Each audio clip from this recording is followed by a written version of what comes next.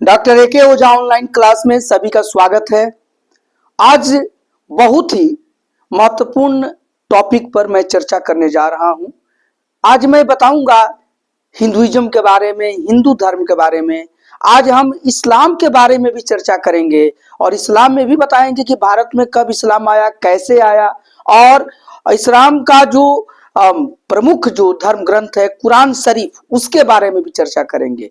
इस्लाम में जो शिया और सुन्नी विचारधाराएं हैं उसके बारे में भी चर्चा करेंगे। इस्लाम के जो न्याय सिद्धांत हैं हनीफ और सफी, उसके बारे में भी चर्चा करेंगे। आप मेरे साथ बने रहिए। ये सब जो हम चर्चा करने जा रहे हैं वह यहाँ पर देखिए पुराने और नए धर्म के अंतर्गत करने जा रहे हैं। और यह जो विषय है यह लगभग 1000 वर्षों के भारत के इतिहास के बारे में है। वह 1000 वर्ष कब से कब है? वह सन 700 से लेकर 1750 ईस्वी तक की हम चर्चा करेंगे और इसमें कैसे नए और पुराने धर्म हुए, न्यू एंड ओल्ड रिलीजन की चर्चा हम करेंगे और भी जो उसमें परिवर्तन आया उस पर चर्चा करेंगे। तो और आपकी जानकारी के लिए एनसीईआरटी की सीरीज बनाई जा रही है class 6 to class 12 for all subjects. उसमें भी हिस्ट्री की बन रही है और आज हिस्ट्री का क्लास 7, उसका क्लास 7 का देखिए ये पार्ट 6 बन रहा है, चैप्टर 1 पार्ट 6 मैं लिख दिया हूं, NCERT history class 7 chapter 1 part 6। और अगर आपके पास बुक हो तो उसका पेज नंबर 11 आप ओपन कर लीजिए। इस चैप्टर का नाम है 1000 वर्षों के दौरान हुए परिवर्तनों की पड़ताल जांच, यानी ट्रेसिंग चेंजेस थ्रू 1000 ईयर्स। और आज जो सब टॉपिक है हमने चर्चा कर ही दिया कि पुराने और नए धर्म, ओल्ड एंड न्यू रिलीजन की हम चर्चा करेंगे। तो आइए मेरे साथ बने रहिए। लेकिन हाँ, अभी तक आप डॉक्टर एके ओझा यूट्यूब चैनल को सब्सक्राइब नहीं किए हैं तो कर लीजिए और इसे शेयर भी कीजिए अपने दोस्तों को, ताकि वे भी इससे लाभान्वित हो। क्योंकि यहाँ इसमें बिल्कुल ये प्रमाणिक ऑथेंटिक चीज हम पढ़ाते हैं। और देखिए एनसीईआरटी की बुक है, इससे ऑथेंटिक कुछ होती नहीं है। और यह क्लास 7 के बच्चों के लिए इंपॉर्टेंट तो है ही है, लेकिन साथ ही साथ जो भी बच्चे किसी भी कंपटीशन की तैयारी कर रहे हैं, चाहे वो सिविल सर्विसेज जी क्यों ना हो, आईएएस पीसीएस के एग्जाम हो या एसएससी बैंकिंग रेलवे के एग्जाम, कोई भी एग्जाम कॉम्पिटिटिव, टीचर का एग्जाम हो, पुलिस का एग्जाम है, सभी में यहाँ से क्वेश्चन पूछे जाएंगे। इसलिए मेरी बातों को आप ध्यान से सुनिए। कोई मन में विचार हो तो कमेंट सेक्शन में लिखिए और साथ ही साथ लाइक भी कीजिए, क्योंकि बहुत ही सहज और सरल भाषा में आपको समझाया जाता है। इसके साथ ही साथ एक और आपसे यह मेरा रिक्वेस्ट है कि आप सभी वीडियो को देखिए, तभी आपको लाभ होगा। और सभी वीडियो का जो लिंक है एक प्लेलिस्ट के रूप में डिस्क्रिप्शन बॉक्स में आपको मिल जाएगा। आइए मैं पढ़ता हूँ फिर समझाता हूँ। इतिहास में जिन 1000 वर्षों की पड़ताल हम कर रहे हैं, पड़ताल मतलब इन्वेस्टिगेशन, जांच कर रहे हैं, इसके दौरान धार्मिक परंपराओं में कई बड़े परिवर्तन आए। इस बुक में चर्चा है कि जो सन 700 से 1750 1000 वर्ष का टाइम समय है, इस 1000 वर्ष के दौरान कई धार्मिक परंपराओं में बहुत बड़े चेंजेस देखने को मिले, बहुत बड़े परिवर्तन हुए। दैविक तत्व में लोगों की आस्था कभी बिल्कुल ही व्यक्तिगत स्तर पर होती थी, मगर आमतौर पर इस आस्था का स्वरूप सामूहिक होता था। यह कहा जा रहा है कि जो दैविक तत्व है, जो डिवाइन एलिमेंट्स है, तो इसमें लोगों की आस्था बिल्कुल व्यक्तिगत होती है, लेकिन कभी कभी बिल्कुल ही यह जो व्यक्तिगत आस्था है वह सामूहिक स्वरूप ले लेता है। नहीं तो ये आपको समझना है। जैसे सभी को धर्म में आस्था है, सभी को देखिए प्रयागराज में आस्था है, गंगा जमुना त्रिवेणी सरस्वती सभी पवित्र नदियों में सभी का आस्था होती है, लेकिन इस समय यह आस्था सामूहिक रूप में आ गई है। सभी लोग जाकर सामूहिक कुंभ में स्नान कर रहे हैं, तो महाकुंभ लगा हुआ है। तो इस पर तो देखिए, किसी दैविक तत्व में सामूहिक आस्था यानी धर्म प्रायः स्थानीय समुदायों के सामाजिक और आर्थिक संगठन से संबंधित होती थी। अब यहाँ पर समझाने का प्रयास किया जा रहा है कि किसी दैविक तत्व में जो सामूहिक आस्था है या जो धर्म है वो प्रायः स्थानीय समुदायों के सामाजिक और आर्थिक संगठन से संबंधित होती थी। जैसे जैसे इन समुदायों का सामाजिक संसार बदलता गया, वैसे ही इनकी आस्थाओं में भी परिवर्तन आता गया। तो ये बिल्कुल सही बात है कि ये तो सामाजिक और स्थानीय होता था, लेकिन जब समाज और स्थान विशेष में परिवर्तन हो रहा है या विस्तार हो रहा है, तो इस आस्था में भी परिवर्तन हो रहा है और आस्थाओं में भी चेंजेस देखने को हमको मिलते हैं। आज हम जिसे हिंदू धर्म कहते हैं, देखिए अब हिंदू धर्म पर आ जाइए और यहाँ पर आपको समझने की बात है। मैं आपसे चर्चा किया हूं ना कि हिंदू धर्म में और इस्लाम के बारे में भी हम चर्चा करेंगे, और वो बहुत ही काम की चर्चा है, तो मेरी बात ध्यान से सुनिए। तो आज जिसे हम हिंदू धर्म कहते हैं, उसमें भी इसी युग में महत्वपूर्ण परिवर्तन आए। हिंदू धर्म में भी यह 700 से लेकर और 1750 ईस्वी के बीच में एक महत्वपूर्ण परिवर्तन आया। इसीलिए तो ये चैप्टर रखा गया, 1000 वर्षों में के परिवर्तनों की जांच या पड़ताल हो रही है कि 1000 जो वर्ष हुए 700 से 1750 ईस्वी के, इसमें हर क्षेत्र में परिवर्तन हुआ, और धर्म के क्षेत्र या आस्था के क्षेत्र में भी इसमें हम बहुत सारी बातें देखते हैं। तो वही हिंदू धर्म में आ जाइए, तो इसमें महत्वपूर्ण परिवर्तन हुए हैं हिंदू धर्म में इस दौरान 1000 वर्ष में। इन परिवर्तनों में से कुछ थे नए देवी देवताओं की पूजा। क्या परिवर्तन हुआ? तो इसमें जो परिवर्तन हुए उसमें हुआ कि नए देवी देवताओं की पूजा। परिवर्तन देख लीजिए क्या क्या है, लिख लीजिए। परिवर्तन में हुआ नए देवी देवताओं की पूजा, नए देवी देवताओं की पूजा। अब कुछ नए देवी देवता इस समय सुनने को मिले और उनकी पूजा होने लगी। तो एक तो ये परिवर्तन देखने को मिला। साथ ही साथ क्या हुआ, राजाओं द्वारा मंदिरों का निर्माण। राजाओं द्वारा दूसरा परिवर्तन है कि राजाओं द्वारा, जो किंग्स हैं वे लोग टेम्पल्स बनाने लगे, मंदिर बनाए हैं। राजाओं द्वारा मंदिरों का निर्माण, मंदिरों का निर्माण। बिल्कुल समझते रहिए कि हिंदू धर्म में ये परिवर्तन देखने को भी मिला कि नए देवी देवता ये 1000 वर्ष में आए और या उनकी पूजा शुरू हुई। साथ ही साथ राजाओं द्वारा मंदिरों का निर्माण किया गया। बहुत ज्यादा मंदिर इस समय बनाए गए हैं, 700 से लेकर 1750 ईस्वी के बीच में। तो ये किए हुआ। साथ ही साथ देखिए राजाओं द्वारा मंदिरों का निर्माण और समाज में पुरोहितों के रूप में ब्राह्मणों का बढ़ता महत्व, और समाज में पुरोहितों के रूप में, समाज में पुरोहित यानी प्रीस्ट, पुरोहितों के रूप में, समाज में पुरोहितों के रूप में ब्राह्मणों का महत्व, ब्राह्मणों का बढ़ता महत्व। 3 चीज मेन परिवर्तन हिंदू धर्म में। नए देवी देवताओं की पूजा शुरू होती है, राजा द्वारा मंदिरों का निर्माण किया जाता है, और हर मंदिर में कोई पृष्ठ होगा, पुजारी होगा, और वो पुजारी ब्राह्मण वर्ग से लिए जाते थे, तो ब्राह्मणों का महत्व बढ़ता है। साथ ही साथ देख लीजिए कि ब्राह्मण का जो महत्व बढ़ा तो उनकी सत्ता भी बढ़ी। महत्व बढ़ा प्लस क्या बढ़ी, सत्ता बढ़ी। ब्राह्मणों का पावर भी यहाँ इंक्रीज हुआ, बढ़ा। संस्कृत ग्रंथों के ज्ञान के कारण समाज में ब्राह्मणों का बड़ा आदर होता था। इनके संरक्षक थे नए नए शासक जो स्वयं समाज प्रतिष्ठा की चाह में थे। इन संरक्षकों का समर्थन होने के कारण समाज में इनका दबदबा और भी बढ़ गया था। अब मेन एक और बात था कि जो संस्कृत भाषा है, वो संस्कृत भाषा पर किसका ज्ञान होता था, ब्राह्मणों का ही ज्ञान था। और संस्कृत, और ये संस्कृत भाषा के ज्ञान के कारण ब्राह्मणों का बड़ी आदर होता था, और साथ ही साथ वे संस्कृत भाषा के संरक्षक बने हुए थे। और अब जो नए नए शासक आ रहे हैं, ये जो युग है, यह सत्ता के लिए भी कई नए नए शासक आ रहे हैं, यहाँ पर आक्रमणकारी भी आ रहे हैं।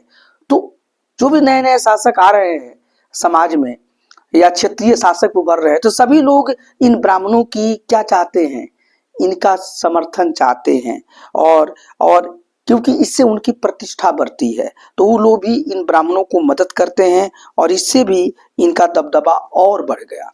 तो ये इस समय का परिवर्तन है। इस युग में एक महत्वपूर्ण परिवर्तन भक्ति की अवधारणा के रूप में हुई।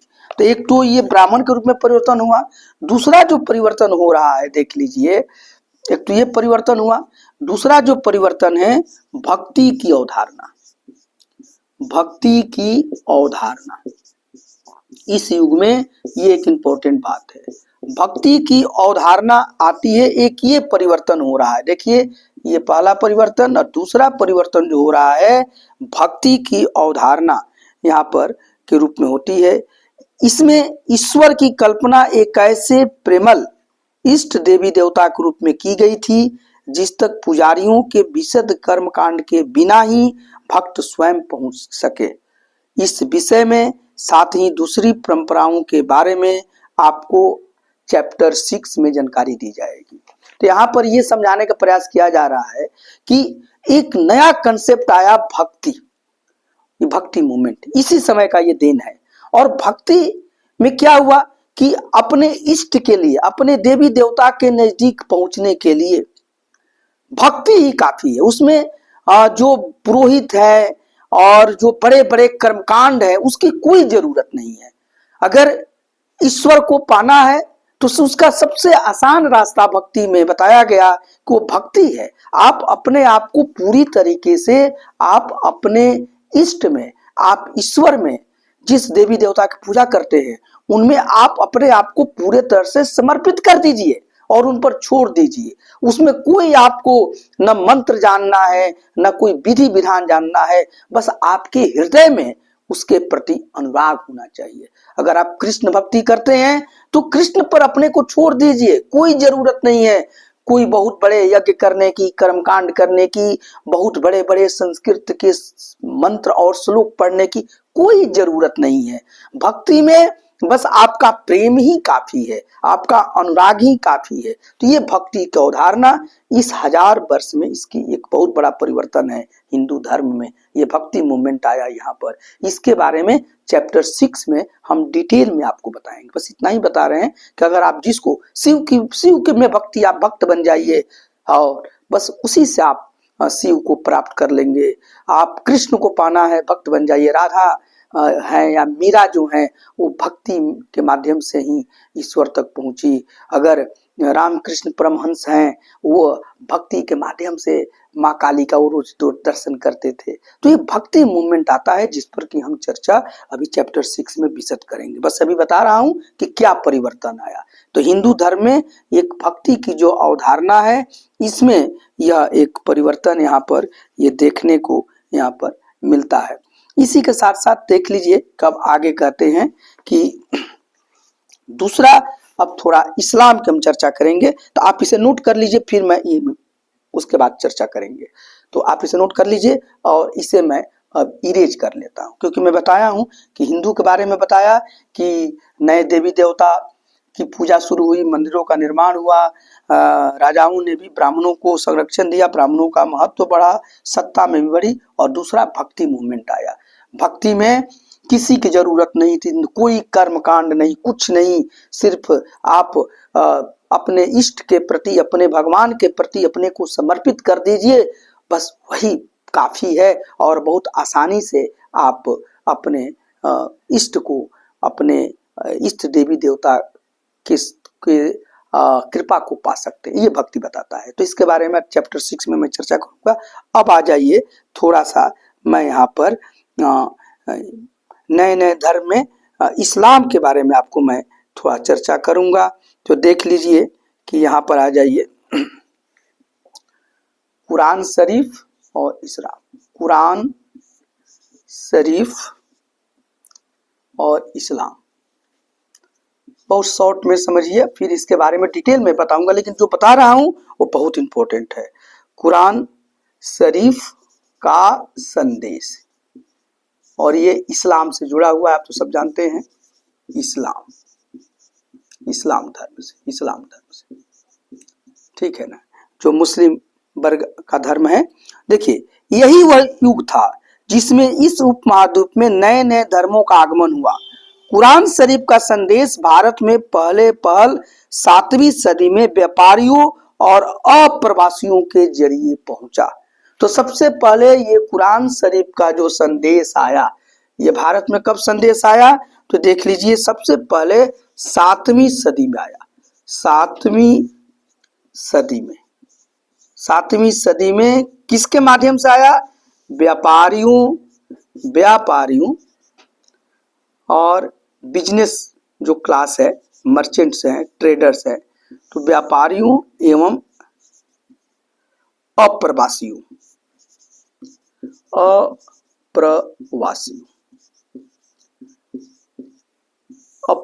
द्वारा, मतलब जो भारत के नहीं है, लोग बाहर से जो भारत में आए, चाहे वो संत बन के आए हों या ट्रेवलर बन के आए हों या वो आपको व्यापार के दृष्टि से आए हो, तो उन्हीं के माध्यम से 7वीं सदी में पहली पहल कुरान शरीफ का संदेश भारत में आया। तो ये बहुत इंपॉर्टेंट बात है। और देखिए, मुसलमान कुरान शरीफ को अपना धर्म ग्रंथ मानते हैं, और जो मुसलमान है वो क्या है कि ये कुरान शरीफ को मुसलमान अपना धर्म ग्रंथ मानते हैं। मुसलमान जो हमारे देश में मुसलमान भाई बंधु हैं, भाई बहन हैं, वो कुरान शरीफ को अपना धर्म ग्रंथ मानते हैं। अपना धर्म ग्रंथ मानते हैं। बहुत आस्था है मुस्लिम भाई बहनों की कुरान शरीफ में, तो वो उसी को अपना धर्म ग्रंथ मानते हैं। और इस कुरान शरीफ में केवल एक ईश्वर अल्लाह की सत्ता को स्वीकार करते हैं। और इस कुरान शरीफ में है क्या? तो देख लीजिए कि इसमें एक ईश्वर, केवल एक ईश्वर अल्लाह, केवल एक ईश्वर अल्लाह की सत्ता, अल्लाह की सत्ता को मानते हैं। सिंपल सी बात समझ में आ रही है ना कि कुरान शरीफ में जो मुस्लिम भाई बहन है, वह कुरान शरीफ बताया गया है या उसके आधार पर वो सिर्फ अल्लाह को ही मानते हैं। उनका एक ही गॉड है, ईश्वर है, वो अल्लाह है, और उसी की वो सत्ता को स्वीकार करते हैं और बताते हैं। और अल्लाह है क्या भाई? इनका जो अल्लाह है वो थोड़ा देखिए, थोड़ा अल्लाह के बारे में जानिए कि इनके ये अपने अल्लाह के बारे में क्या है। तो अल्लाह जो है वह प्रेम,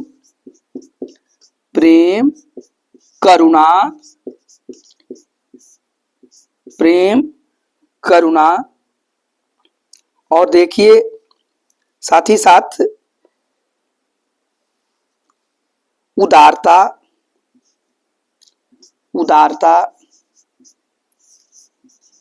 माने चैरिटी में आस्था रखने वाले, उदारता में आस्था रखने वाले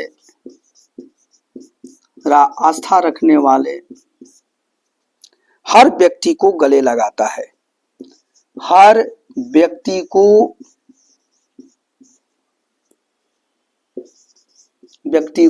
गले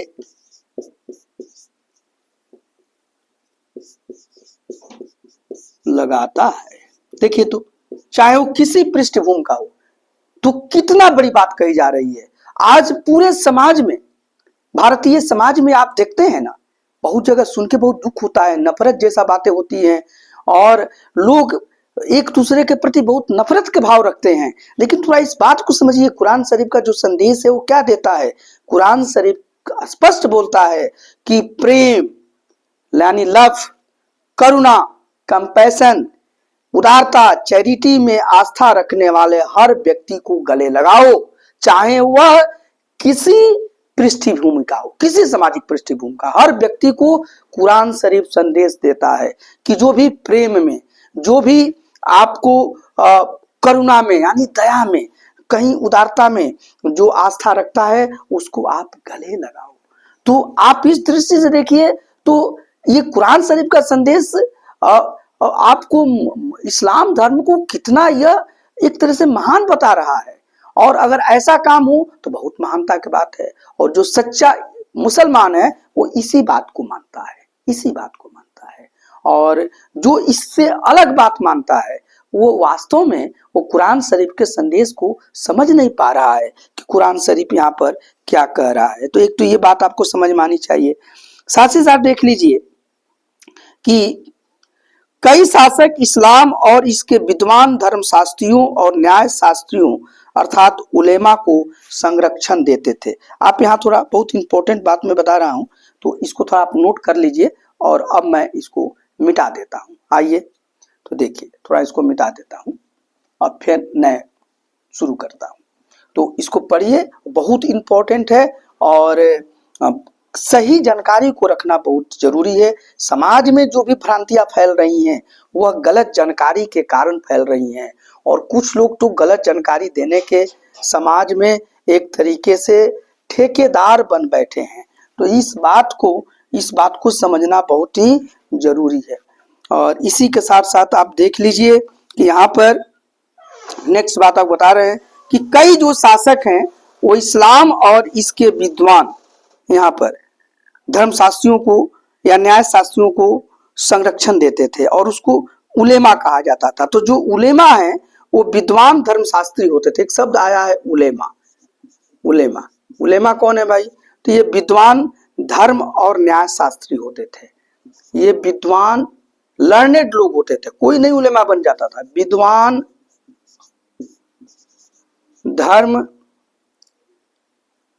धर्म शास्त्री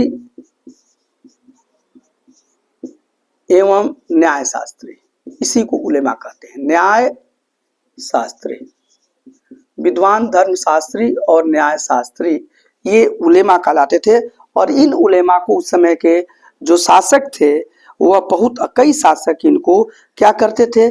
संरक्षण देते थे। ठीक है। और हिंदू धर्म की भांति इस्लाम धर्म के अनुयायी भी अपने धर्म की अलग अलग तरह से व्याख्या करते थे। अब फिर बात आया, जैसे हिंदू धर्म है तो यहाँ भी लोग कई तरीके से हिंदू धर्म की व्याख्या करते हैं। उसमें कई पंथ और संप्रदाय बन जाते हैं, कई रास्ते बन जाते हैं। तो ये बात इस्लाम धर्म में भी आ गई, और उसमें भी इस्लाम धर्म के अनुयायी हैं वो अलग अलग यहाँ तरह से इस्लाम की अपने धर्म की व्याख्या करते थे। मुसलमानों में कुछ शिया थे जो पैगंबर साहब के, यहाँ पर देखिए मुसलमानों में क्या हुआ, एक वर्ग जो है वो शिया कहलाता है। देखिए शिया, ये शिया है। और शिया देख लीजिए, समझ लीजिए, पैगंबर साहब के दामाद अली को मुसलमानों का विधि सम्मत नेता मानते थे। ये जो शिया है ये क्या करते थे कि जो पैगंबर साहब है, पैगंबर साहब के दामाद यानी सन इल्ला अली को मुसलमानों का नेता मानते थे। मुसलमानों का नेता मानते थे। बहुत इंपॉर्टेंट बात है। आप लोग बार बार शिया और सुन्नी की चर्चा सुनते हैं, तो हिंदू धर्म में भी मुस्लिम धर्म में भी शिया था। और शिया जो मुस्लिम हैं वो मानते हैं कि उनका जो नेता है, वह नेता जो हैं वह अली हैं। और वो अली कौन है? तो पैगंबर साहब के दामाद हैं। तो ये शिया का विचारधारा है। और एक है सुन्नी, देखिए एक है सुन्नी। और सुन्नी क्या है देख लीजिए, सुन्नी यहाँ पर, और कुछ सुन्नी थे जो खलीफाओं के प्रभुत्व को स्वीकार करते थे। और सुन्नी जो हैं ये खलीफाओं के प्रभुत्व को स्वीकार करते हैं, खलीफाओं के प्रभुत्व को स्वीकारते हैं। ठीक है। तो दो चीज आ गया, शिया आ गए। शिया पैगंबर साहब के दामाद अली को अपना नेता मानते हैं, मार्गदर्शक मानते हैं। और सुन्नी जो हैं वो खलीफाओं के प्रभुत्व को ये एक्सेप्ट करते हैं या स्वीकारते हैं। तो एक तो ये बात से इस्लाम के आरंभिक दौर में इस धर्म का नेतृत्व करने वाले खलीफा कहलाते थे और आगे भी इसी यह परंपरा चलती रही। अब आपके मन में खलीफा क्या हुआ, तो इस्लाम का जो आरंभिक दौर है तो उसमें जो इस्लाम धर्म का जो नेतृत्व करता है उसी को खलीफा कहा जाता है। ठीक है, उसी पर भारत में खिलाफत मूवमेंट हुआ, क्योंकि तुर्की का जो शासक होता था वह मुस्लिम जगत उसको अपना खलीफा मानता था। तो खलीफा का मतलब हुआ कि खलीफा यहाँ पर इस्लाम के जो प्रारंभिक दौर है उसमें इस्लाम धर्म का नेतृत्व करने वाले अपने को क्या बोलते थे, खलीफा कहते थे, और यह परंपरा आगे भी चलती रही। इस्लामी न्याय सिद्धांत विशेषकर हनफी और सफी ऐसे सिद्धांत, देखिए भारत में अब इस्लामी न्याय सिद्धांत देखिए, इस्लामी न्याय सिद्धांत ये जो पूछा जाएगा तो आप लोग आंसर दे दीजिएगा, इसीलिए सिंपल बताया जा रहा है इस्लामी न्याय सिद्धांत।